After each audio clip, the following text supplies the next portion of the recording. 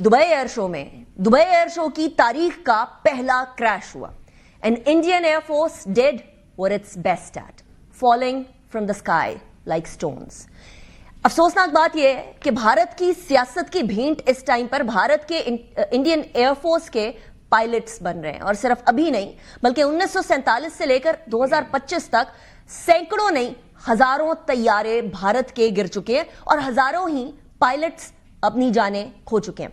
भारत का तैयार करदा तेजस जो है वो तैयारा फाइटर जेट, जिसको वो दुनिया के अंदर काइंड ऑफ JF-17 थंडर के कंपैरिजन में या एक इंडियन मेड तैयारे के तौर पर पेश कर रहा था, वो आज एयर शो में मुजाहिरे के दौरान गिर कर तबाह हो गया। अफसोसनाक बात यह है कि पायलट भी हलाक हो गया इसके अंदर। यह पहला मौका नहीं है कि जब भारतीय फजाइया के लड़ाके तैयारों का हादसा पेश आया है। इस तरह के कई तैयारे गिरते रहे 1947 से लेकर 2025 के दरमियान। भारत के 2869 तैयारे तबाह हो चुके हैं और 1305 से ज्यादा पायलट्स हलाक हो चुके हैं, which is a big number. तबाह होने वाले जो तैयारे हैं उनके अंदर तकरीबन 1131 जंगी तैयारे थे। इसके अंदर से 200 से ज्यादा 230 के करीब जो है वो तरबियती तैयारे थे, 1248 ट्रांसपोर्ट तैयारे थे और 220 हेलीकॉप्टर्स भी इसी तरीके से तबाह हुए हैं। आपको याद होगा कि फ्रेंडली फायर भी 2019 का जो ऑपरेशन स्विफ्ट रिटॉर्ट था, उस टाइम पे हमने जो तैयारे गिराए थे वो तो गिराए थे, लेकिन साथ ही फ्रेंडली फायर के अंदर उन्होंने अपने तैयारे भी उड़ा दिए थे। इस बार मई के अंदर भी हमने 6 तैयारे गिरा दिए हैं और इसको कंप्लीटली डिनाई कर रहा था इंडियन मीडिया भी और इंडियन गवर्नमेंट भी, एंड इवन IAF के जो सरबराह हैं वो भी। लेकिन आज जो हुआ उससे इस बात पे स्टैंप लग गई कि पाकिस्तान की प्रोफेशनलिज्म और पाकिस्तान आर्म्ड फोर्सेस की, एयरफोर्स की, आर्मी की, नेवी की प्रोफेशनलिज्म क्या है, और इंडियन साइड के ऊपर सियासत की भेंट चढ़ा दी है उन्होंने। अपनी सिक्योरिटी को भी, अपने लोगों को भी, वो लोग जो उनका दिफा करते हैं उनको भी सियासी मोहरा बनाकर रख दिया है। अतीफ साहब, starting from you, air force, Pakistan air force, हमारे JF-17 थंडर को देखने के लिए इंडियन पायलट्स आ रहे थे, तस्वीर वायरल हैं, कुछ बताने की जरूरत नहीं है। वतु इज्जू मंतशाओ वतु जिल्लु मंतशाओ। लेकिन आज जो हुआ अफसोसनाक है। इसके अंदर करप्शन, सियासत का एलिमेंट आपको कितना नजर आता है? अव्वल अनिका, सबसे पहले तो अस्सलाम वालेकुम, आपको भी और नाजरीन को भी, अपना जनरल तारिक को भी। और मैं सिर्फ ये बताता चलूं कि इसमें ये जो तीजा का प्रोग्राम है ये 1985 से शुरू हुआ हुआ है, लाइट कॉम्बैट एयरक्राफ्ट के नाम के अंदर। और इसके जो कंसल्टेंट हैं वो उस वक्त से ही ये दासो एविएशन के कंसल्टेंट हैं जिनसे उन्होंने रफाल लिए।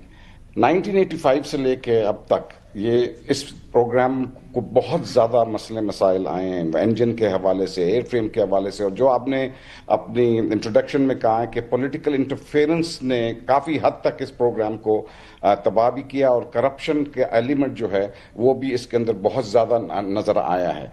आपको पता होगा रफाल के मामले में भी करप्शन के बहुत ज़्यादा इल्ज़ामात थे, both on the prime minister and वो जो बहुत बड़े बड़े बिजनेसमैन थे इंडिया के, उनके ऊपर भी अरबों रुपए, कई 100 अरब रुपए की करप्शन उनमें भी नजर आई। अब तीजा जहां तक उसका ताल्लुक है, ये बहुत ही क्या कहते हैं कॉम्प्लिकेटेड जहाज इनका बना हुआ है। It has not been able to do well.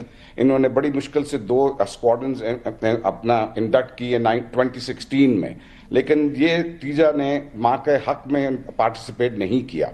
इनको इस अपने जहाज पे भी कॉन्फिडेंस नहीं है इतना, क्योंकि बहुत अपना परफॉर्मेंस इसकी इतनी अच्छी नहीं है। लेकिन ऐसे लगता है जैसे आपने अपना आगे कहा है कि ये इस दफा दुबई एयर शो में इसको जबरदस्ती तीजा को भेजा गया है, बिकॉज ये काफी अरसे से देख रहे थे कि JF-17 जो है वो एयर शोज में, बहुत इंटरनेशनल एयर शोज में पार्टिसिपेट कर रही है, एयर डिस्प्लेस कर रही है, और इसको काफी हद तक इसको काफी हद तक क्या कहते हैं सराहा भी जा रहा है। बहुत सी कंट्रीज के साथ हमारी क्या कहते हैं डील्स भी हो चुकी हुई हैं। हमने कई मुल्कों को JF-17 देना भी शुरू कर दिया। तो ये इंडिया के लिए, हिंदुस्तान एरोनॉटिक्स के लिए ये एक बहुत बड़ी एम्बैरेसमेंट थी कि ये अपना ये जहाज जिसको अब ये एक्सपोर्ट करना चाह रहे हैं اس کو وہ ایکسپورٹ نہیں کر پا رہے. Right. تو یہ مجبوریاں تھی جس کی وجہ سے میرا خیال یہ تیجا کو وہاں پہ لے کے گیا. جو ویژولز کی آپ نے بات کی وہ کیا کہتے ہیں, اس میں جو ویژولز آئی تھی وہ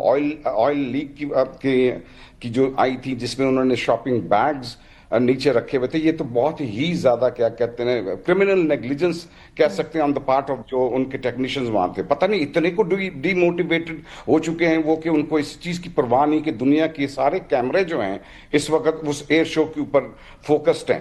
اور میرا خیال یہ ویژول سب ساری دنیا میں دیکھے گئے ہوں گے. ایبسلیوٹلی. عتیق صاحب I'll come back to you. لیکن جج صاحب ایک بات تو طے ہے کہ پاکستان سائلنٹلی اپنا کام کرتا رہا ہے. اپنے JF-17 تھنڈر پہ بھی کولیبوریشنز جو مختلف ممالک سے ہیں, دنیا ہاتھوں ہاتھ لے رہی ہے JF-17 تھنڈرز کو.